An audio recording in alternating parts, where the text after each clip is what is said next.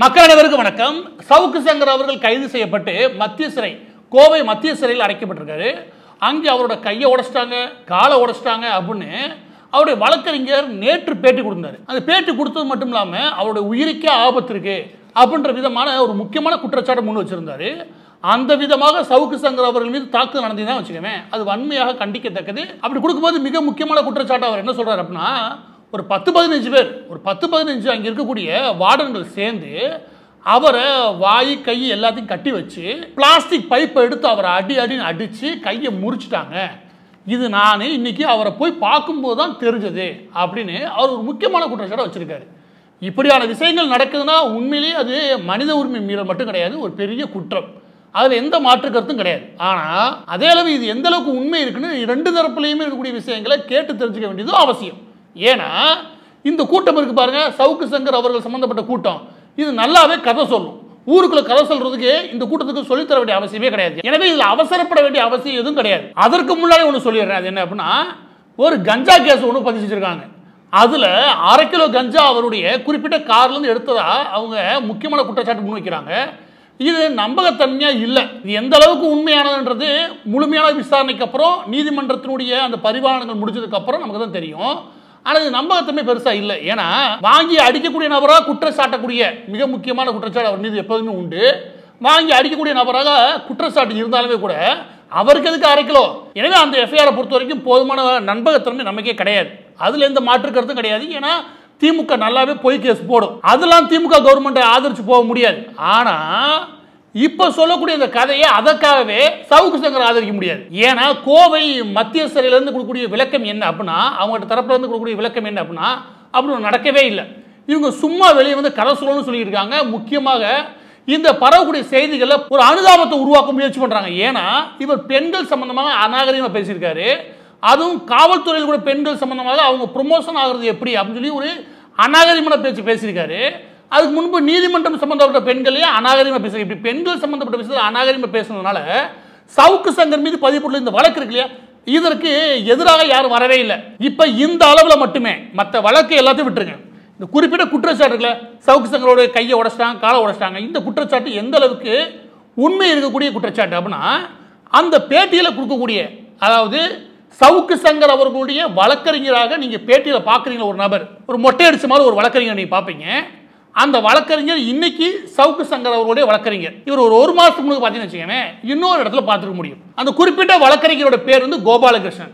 அந்த கோபாலகிருஷ்ணன் முடியோட வந்தா அதிமுகவுடைய வழக்கறிஞர், முடி இல்லாமல் மொட்டையோட வந்தா அவர் சவுக்கு சங்கர் அவருடைய வழக்கறிஞர். இதுதான் முதலாவது எங்களுக்கு இருக்கக்கூடிய நெருடல். அதை நாங்கள் ஓப்பனாக சொல்லிடுறோம். என்ன அப்படின்னா, ஒரு மாதத்துக்கு முன்னாடி கோவை இருக்கு இல்லையா, கோயம்புத்தூருடைய நாடாளுமன்ற தேர்தலுக்கான மனு தாக்கல் நடந்துச்சு. அதுல பாஜக தலைவரும் அந்த தொகுதிக்கு பாஜகவால் நிறுத்தப்பட்டக்கூடிய அண்ணாமலை அவர்களுடைய அந்த குறிப்பிட்ட வேட்பு மனுவை தள்ளுபடி பண்ணணும், ஏன்னா அதில் தவறு இருக்குன்னு சொல்லிட்டு அதிமுக புகார் தெரிவிச்சிருந்தாங்க. நாம் தமிழரும் புகார் தெரிவிச்சாங்க. அதுக்குள்ள பவரும்ல. ஆனால் அந்த புகாரை எடுத்து வந்து செய்தியாளர்கிட்ட வாசிச்சது வேற யாரும் கிடையாது, இதே கோபாலகிருஷ்ணன் அவர்கள் தான். அன்னைக்கு அவர் அதிமுக வழக்கறிஞராக வராரு. இன்னைக்கு என்னவா வராரு அப்படின்னா, சவுக்கு சங்கர் அவர்களுடைய வழக்கறிஞராக வராரு. இந்த இடத்துல அரசியல் உள்ள வரலைன்னா நம்ம சந்தேகப்பட வேண்டிய அவசியமே கிடையாது. இந்த இடத்துல மீண்டும் அரசியல் உள்ள வருது. சவுக்கு சங்கர் அவர்களுடைய தரப்பே இதை உறுதிப்படுத்துது. ஏன்னா அதிமுக கடந்த காலங்கள் முழுவதுமாக இதற்கு பண உதவி, இட உதவி, எல்லா உதவியும் செஞ்சதுன்றத இந்த மாதிரி தொடர்ந்து நிரூபிச்சுட்டு வராங்க. இன்னைக்கு அது உறுதிப்படுத்தப்பட்டிருக்கு இந்த வழக்கறிஞர் மூலமாக. எதுக்கு அந்த 2 படத்தில் இருக்கக்கூடிய அந்த கோபாலகிருஷ்ணன் அவர்களை காட்டிடுறேன், அதை நீங்க ஒரு தடவை பார்த்துருங்க. அப்பதான் இதற்கு பின்னாடி அதிமுக தான் இருக்குன்றதும் புரிஞ்சுக்க முடியும். இதுல எதற்காக எடப்பாடி பழனிசாமி அவர்கள் மட்டுமே கண்டனம் தெரிவிக்கிறார் அப்படின்ற விஷயம் நமக்கு புரியும். அதுல எடப்பாடி பழனிசாமி அவர்கள் என்ன தெரிவிக்கிறார்னா, அந்த ட்விட்டர் நீங்க பாருங்களேன். அது என்ன போட்டிருக்காருன்னா, சவுக்கு சங்கர் அவர்களுடைய வழக்கறிஞர் ஒரு கட்சியினுடைய தலைவராக இருக்காரு, அவர் என்னவா போடலாம்னா அதிமுக வழக்கறிஞர்னு போட்டுடலாம். இதுல ஒன்றும் தப்பு ஒன்றும் கிடையாது. ஆனால் சவுக்கு சங்கர் அவர்களுடைய வழக்கறிஞர்னு அவர் மென்ஷன் பண்ணும்போது தான் நமக்கு இன்னும் கொஞ்சம் அதை தேடி பார்க்க தோணுது. சரி, ஒரு வழக்கறிஞர் வரக்கூடாதா அப்படின்ற அளவில் அந்த விஷயம் தள்ளி வச்சிடலாம். இப்போ அதிமுக வழக்கறிஞர் வந்துட்டு போறாரு, அந்த குற்றச்சாட்டு எந்த அளவுக்கு நியாயமானது, உண்மையானது, அதை நம்ம பார்க்கணும். அதில் அவர் என்ன சொல்றாரு அப்படின்னா, இந்த ரிமாண்ட் பண்றதுக்கு முன்னாடி, அவர் ரிமாண்ட் பண்ணி ஜெயிலுக்குள்ள அடைக்கிறதுக்கு முன்னாடி அவரை மருத்துவ பரிசோதனை செய்யணும் அப்படின்னு சொல்லி நாங்கள் நீதிமன்றத்தை அணுகணுன்றாங்க. நீ நீதிமன்றத்தை அணுகணும் அவசியமே கிடையாது. எல்லா கைதிகளும் எப்போ ரிமாண்ட் பண்றாங்களோ அப்போ மருத்துவ பரிசோதனைக்கு கொண்டு செல்லப்பட்டு அங்கே மருத்துவர்கள் பரிந்துரை என்னென்ன வியாதிலாம் இருக்கு, அவர் என்ன கண்டிஷன்ல கொண்டு வந்தாங்க, என்னென்ன மருத்துவ உதவிகள் தேவை, எல்லா விஷயமும் அவங்க செக் பண்ணதுக்கு அப்புறம் தான் நீங்க ரிமாண்ட் பண்ணவே முடியும். அந்த குறிப்பிட்ட மருத்துவ சான்றிதழ் இல்லைன்னா எந்த சிறைச்சாலையுமே அவங்க அனுமதிக்கப்படுறது கிடையாது. எனவே ரிமாண்ட் பண்றதுக்கு முன்னாடி முழுமையாக மருத்துவ பரிசோதனை செய்யப்படுது. எனவே இது புதிதாக நாங்க போய் மருத்துவ பரிசோதனை கேட்டோம் அப்படின்னு எதனால கேட்டான்னு எனக்கு புரியல. ரிமாண்ட் பண்ணதுக்கு அப்புறம் மருத்துவ பரிசோதனை தேவை அப்படின்னு நான் கேட்டேன்னு, நீங்க உள்ள போனதுக்கு அப்புறமே கூட அடுத்த நாள் காலைல சிறைத்துறை சார்பாக மருத்துவர்கள் பரிந்துரை இருக்கும். எனவே இது சாதாரணமா நடைமுறை. இந்த நடைமுறை பூதாகரமா கொண்டு வந்து சொல்ல வேண்டிய அவசியம் கிடையாது. முதலாவது அந்த பேட்டியில் அவர் சொல்லக்கூடிய முக்கியமான குற்றச்சாட்டு என்ன அப்படின்னா, அவரும் அன்னைக்கு நைட்டு கொண்டு போய் ஒரு 10 வார்டன், ஜெயில் வார்டன் சேர்ந்து சுத்தி அந்த துணியை வச்சு சுத்தி அவர் வாய் கண்ணெல்லாம் கட்டிட்டு அடின்னு அடிச்சிருக்காங்க. அதுவும் இந்த பிளாஸ்டிக் பைப் இருக்குல்ல, அதை வச்சு அடிச்சிருக்காங்க. ஏன் பிளாஸ்டிக் பைப் வச்சு அடிச்சாங்க, ஏன் துணியை கட்டி அடிச்சாங்க, ஏன்னா எந்த எலும்பு முறிவும் ஏற்படக்கூடாதுன்றதுக்காக அவ்வளவு கவனமா அடிச்சிருக்காங்க. ஆனாலும் பாருங்க கை முறிஞ்சு போச்சு அப்படின்னு வந்து வெளியே பேட்டி கொடுக்குறாரு. முதலாவது சொல்லும்போது தெளிவாக சொல்லிட்டாரு, கண்ணெல்லாம் கட்டிட்டாங்கன்னு. அவங்க 10 பேர் இருந்து அடிச்சாங்கன்றது எதை வச்சு சொல்றான்னு தெரியல. 10 கம்பு எந்தெந்த பகுதியில இருந்து அடிக்குது அப்படின்னு என்னாரான்னு தெரியல. எந்த அடிப்பில் இந்த 10 வார்டன் சேர்ந்து அடிச்சாங்கன்னு இந்த நீதிமன்றம் ஏத்துப்பாங்க? எனக்கு தெரிஞ்சு இந்த வாதமே சரியான வாதம் கிடையாது. இந்த எகிப்து மம்மி இருக்குல்ல, அந்த மாதிரி துணியை சுத்தி வச்சு அடிச்சுட்டு இருந்தாங்களா? அப்படி அடிச்சா எல்லா பகுதியிலும் காயம் இருக்கும். என்ன சொன்னாலும் காயம் படாத அடிச்சாலும் அந்த காயம் தெரியுமில்ல, முறிவு தான் ஏற்படாது. உடம்பு ஃபுல்லா காயம் இருக்குமா இருக்காதா, இதை பரிசோதனை பண்ணாலும் தெரிஞ்சு போகும். ஆனா அவர் என்ன சொல்றாரு, கை எலும்பு மட்டும் உடஞ்சு போச்சு. அப்ப மித்த இடங்கள காயமே இல்லையா? எனக்கு தெரிஞ்சது ஒரு மிகப்பெரிய கதை. வெளியே உட்காந்து கதை சொன்ன சவுக்கு சங்கர் இவர் பார்த்துருப்பாரு. அங்கே உட்காந்து புது கதையை கிளப்பிட்டு இருப்பாப்ல. அது எதற்காகனா, நான் முன்னுக்கு சொன்னேன்ல, ஒரு அனுதாபம் தேவை. அப்ப சிறைக்குள்ள என்ன நடக்குன்னு யாருன்னு சொல்ல போறா? சிறைத்துறை மறுக்கலாம். ஆனா பொதுவாக காவல்துறை பத்தி மக்கள் மத்தியில் இருக்கக்கூடிய எண்ணம் என்னன்னா, இது நடக்கிறதுக்கான வாய்ப்பு உண்டுப்பா அப்படின்னு சொல்லுவாங்களே. எனவே இதே கிளப்பிடுவோம்.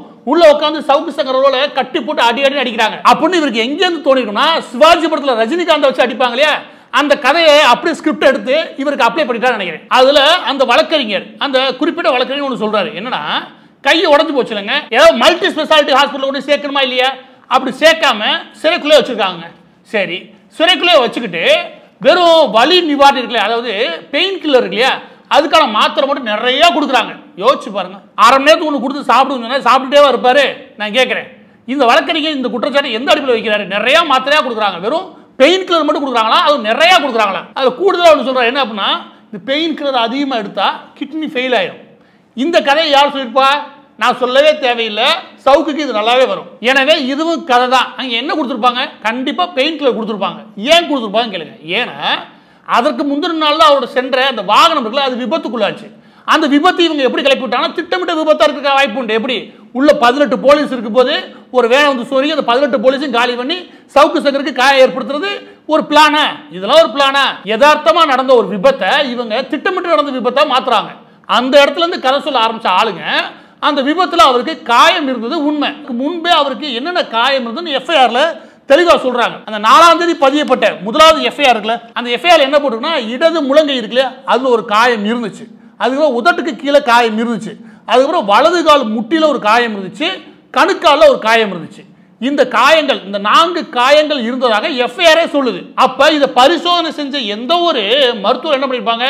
அது பெயின் கில்லர் தேவையா கொடுத்துருப்பாங்க, அதுக்கு தேவையான ஆயில்மெண்ட் ஏதாவது கொடுத்துருப்பாங்க. கேட்டா இதை ரெண்டையும் வச்சுக்கிட்டு ஒரு கதையை உருவாக்குறாங்க. இப்போ அடுத்த ஸ்டெப்ல மிக முக்கியமானது, அந்த வழக்கறிஞர் என்ன கேட்கிறாங்கன்னா, எனவே நீதி அரசர்கள் நேரம் அங்கே போங்க, போய் பார்த்து உடனடியாக அவருக்கு மருத்துவ உதவிகள் தேவைன்னா உடனடியாக மல்டி ஸ்பெஷாலிட்டி ஹாஸ்பிட்டலில் கொண்டு வந்து சேருங்க. இந்த யோசனை யார் சொல்லியிருப்பா? செந்தில் பாலாஜியா? ஒரு நெருக்கடியான காலகட்டத்தில் நமக்கு சரியா கதை சொல்ல வராது, சுத்தி இருக்கிற பிட்டான கதையெல்லாம் சேர்த்து நம்ம கதை உருவாக்கிடுவோம். அந்த நிலைமையில தான் சவுக்கு இருக்காரு நினைக்கிறேன். அந்த குறிப்பிட்ட பேட்டியில வழக்கறிஞரை மறைச்சு செய்தியாளர் ஒரு கேள்வி கேட்கிறாங்க. அது என்ன அப்படின்னா, அந்த கைது செய்யப்பட்ட முறையின் மீது 1000 கருத்து நீங்க வைங்க, ஆனா அந்த கைது நியாயமானது நினைக்கிறீங்களா, அந்த குற்றச்சாட்டு உண்மை நினைக்கிறீங்களா அப்படின்னு கேட்டா, அது வந்து நழுவுற. அப்படின்னா அந்த குற்றச்சாட்டை நீதிமன்றங்களே முடிவு செய்யும். அந்த குற்றச்சாட்டு என்ன, அந்த குற்றச்சாட்டுக்கு என்னென்ன ஆதாரங்கள் இருக்கு, இதெல்லாம் நீதிமன்றம் முடிவு பண்ணும். அந்த குற்றச்சாட்டு என்னன்னு வாயிலிருந்து வரவே இல்லை அவருக்கு. அந்த குற்றச்சாட்டு என்ன? பெண் காவலர்களை அவங்க ப்ரொமோஷனுக்காக அட்ஜஸ்ட் பண்ணி போவான்னு சொன்னாரா இல்லையா? அது தப்பா இல்லையா? இவ்வளவுதான் பேச்சு.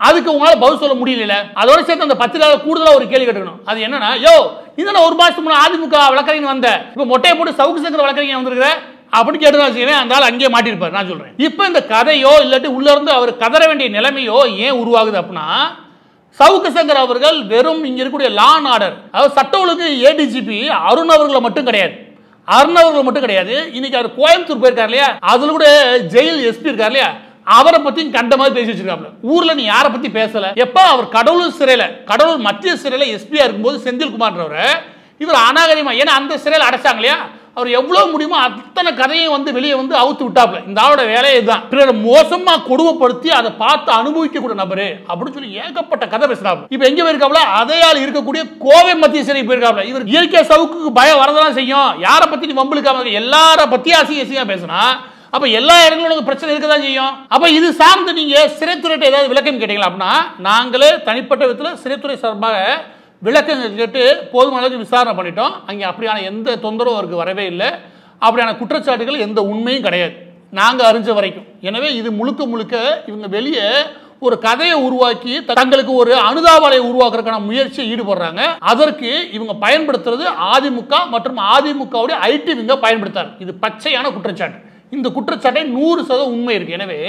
எனவே சவுக்கு சங்கருடன் உட்கார்ந்து அதிமுக அரசியல் பண்ணுதுன்னா, அப்ப அது எதிர்க்க இருக்கக்கூடிய திமுகவும் அரசியல் ரீதியாக தங்களுடைய ஆட்சி அதிகாரம் இருக்குல்ல, அதையும் பயன்படுத்ததான் செய்யும். இங்க நடுநிலையான பத்திரிகையாளரா முன்பும் காட்டல, இப்பயும் காட்டல, இதுக்கப்புறம் காட்ட போறதும் இல்லை. அப்படின்னா நீங்க பத்திரிகையாளர் யாரும் ஏத்துக்க போறதும் இல்லை. பதிவோட இறுதியாக இந்த ஒட்டுமொத்த விவகாரத்துல எனக்கு கடுப்பாகிற விஷயம் எதுனா, இந்த லா அண்ட் ஆர்டருக்கு கூடுதல் பொறுப்பு எடுத்துக்கூடிய அடிஷனல் டிஜிபி அருண் இருக்கார் இல்லையா, அவரை பத்தி நீங்க விமர்சனங்க வைங்க. ஒரு படி மேல போய் அவரை பொம்பளை பொறுக்கின்னு சொன்னார். அதுக்கு ஒரு படி மேல போய் அவர்கிட்ட இருக்கக்கூடிய, அவருக்கு கீழே இருக்கக்கூடிய எஸ்ஐல ஆரம்பிச்சு டிஎஸ்பியில் ஆரம்பிச்சு பெண்கள் எல்லாருமே அட்ஜஸ்ட் பண்ணி போறாங்கன்னாரு. இதுக்கு தான் உள்ள போயிருக்காரு. அதுக்கு ஒரு படி மேல போய் இந்த ஆள் பேசுறத கவனிச்சீங்கன்னா உங்களுக்கு எரிச்சல் வரும். அதுக்கு ஒரு படி மேல போய் அருண் மீது ஏன் முதல்வர் நடவடிக்கை எடுக்கவில்லை, இந்த ஜாதியை சேர்ந்தவர் என்பதாலா அவர் போட்டிருப்பாங்க. இப்ப ஜாதி யாரை கேட்டீங்களா, இந்த அளவுக்கு ஒரு கீழ்த்தரமான அருவருப்பான மனநிலை கொண்டவர் சவுக்கு என்பவர். அந்த அருண் என்ற குறிப்பிட்ட அதிகாரியை பத்தி ஜாதிய வட்டத்தில் கொண்டு போய் அடைக்க வேண்டிய அவசியம் என்ன? ஏன்னா எந்த அளவுக்கு முடியுமோ அந்த அளவுக்கு அவரை அவமானப்படுத்தணும். அவர் ஒரு குறிப்பிட்ட வட்டத்தில் அடைக்க இந்த சவுக்கு இவ்வளோ தில்லாலங்கடி வேலை பார்த்தாருன்னு வச்சுக்கோங்க. அதிகார வட்டத்தில் உட்கார்ந்தக்கூடிய நபர்கள் இதன் மீது நடவடிக்கை எடுக்காம இருப்பாங்க?